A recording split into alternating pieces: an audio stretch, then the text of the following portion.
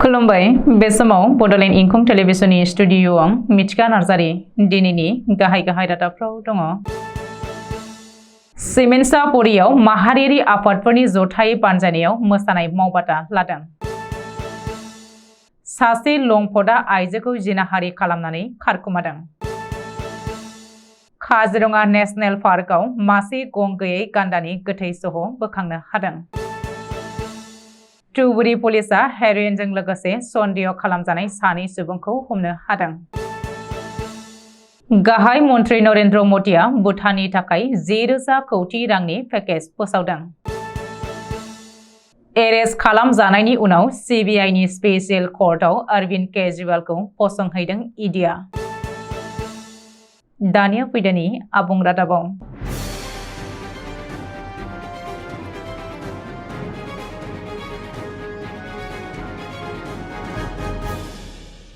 धेमाजि जिल्लानि गुबुन गुबुन माहारियारि आफादफोरनि जथाय बानजायनायाव 15 साननि थाखाय जर'खा फोरोंथाय बर'नि दोरोङारि मोसानाय हाबाफारि लादों। एसबि बड' गोजौसिन गेजेरारि फरायसालिनि बारग' गाहाय फोरोंगिरि वीरेन्द्र कुमार ब्रह्मआ बे हाबाफारिखौ बेखेवनानै होयो। मख'नो गोनांदि बे हाबाफारिया 22 मार्चनिफ्राय 6 एप्रिलसिम 15 साननि थाखाय जागोन एसबि बड' गोजौसिन गेजेरारि फरायसालिनि गेलेग्रा फोथाराव। बे हाबाफारियावनो बाहागो लायो धेमाजि जिल्लानि दुलाराय बर' हारिमु आफादनि आफादगिरि नाथुराम मोसाहारि, सिमेन्ट दख'रा दुलाराय बर' हारिमु आफादनि आफादगिरि समराजा बसुमतारी, सानजा सानजारि नोगोर बैसागु फोरबो आफादनि आफादगिरि सुकुराम ब्रह्म, एमएसनि इएम मलेन्द्र नार्जारि, बोखावै लखिमपुर जिल्ला बिएलटि अनसाय आफादनि आफादगिरि सानसुमा बसुमतारी, बिटिआर बायजोनि बारग' एसएनडिएफबिनि आफादगिरि धर्मेश्वर बसुमतारी, सिमेन्ट दख'रा दुलाराय बर' फरायसा आफादनि गाहाय नेहाथारि दानसोरां नार्जारि आरो गोबां माहारियारि आफादफोरानो बाहागो लायो। बे हाबाफारिखौ बानजायदों धेमाजि जिल्ला आरो सिमेन्ट दख'रा दुलाराय बर' हारिमु आफाद, सिमेन्ट दख'रा दुलाराय बर' फरायसा आफाद, सानजारि नोगोर बैसागु फोरबो आफाद, सानजा आरो सोनाब सानजारि नोगोर दख'रा खौसेथि बर' सुबुं आफाद, सिमेन्ट दख'रा दुलाराय बर' आइजो अनसाय आफाद, सिमेन्ट गुदि बर' थुनलाइ आफाद, सिमेन्ट दख'रा बारग' बिएलटि अनसाय आफाद आरो बारग' जथाय एनडिएफबि फरामा। गुवाहाटीनि गंसे लजआव सासे लंफदा आइजोखौ जिनाहारि खालामनाय जाथाया सोराङाव फैदों, जेराव दायनिगिरि लंफदखौ मेघालयनि थागिबि होननानै सिनायथि होनाय जादों। सुलुङाव फोरमायथिनाय बायदिब्ला सासे आइजोखौ जोनोम साननि पार्टियाव लिंहरनानै गोबां फेग्रा मुवा लाहोनानै गंसे लजआव लानानै थांनानै लंफदा सुबिदा लानानै जिनाहारि खालामदों होननानै मिथिनो हादों। बे जाथाया गुवाहाटीनि राजधानि लजआव जादोंमोन। बबेखानि आइजोआ गावखौ फेग्रा मुवा लाहोखांनायनि उनाव जर जुलुमै गोहो खालामनानै जिनाहारि खालामदों होननानै अजद होदों। जिनाहारि खालामग्रा दायनिगिरिखौ साखाथिनि मेघालय रायजोनि परवेज ओनसारि होननानै सिनायथि होदों आरो बिसोर सानैबो गावजों गाव सिनायलायखायोमोन होननानैबो फोरमायथिदों। जाथायनि उनाव आइजोआ गुवाहाटी पान बाजारनि अल वुमेन पुलिस स्टेशनाव एजाहार होनाय जाबाय, लोगोसे नायबिजिरनो थिरांथा लानायखौबो मिथिनो मोननाय जादों। आसामनि मुंदांखा काजिरङा नेशनेल पार्कआव दिनै फुंनि समाव गं देफाय जानाय मासे गान्दानि गोथै सह'खौ मोननो हादोंमोन, जायखौ मैहुर खालामनानै बुथारनाय सन्देह खालामनाय जादों। सुलुङाव फोरमायथिनाय बायदिब्ला गोथै गान्दानि सह'खौ हायुङारि पार्कनि बुराहाटार रेन्जआव फलानफोरा मैहुर खालामनानै गं गैयै एबा गोमानाय थासारियाव गारनानै दोननाय नुनो मोन्दों।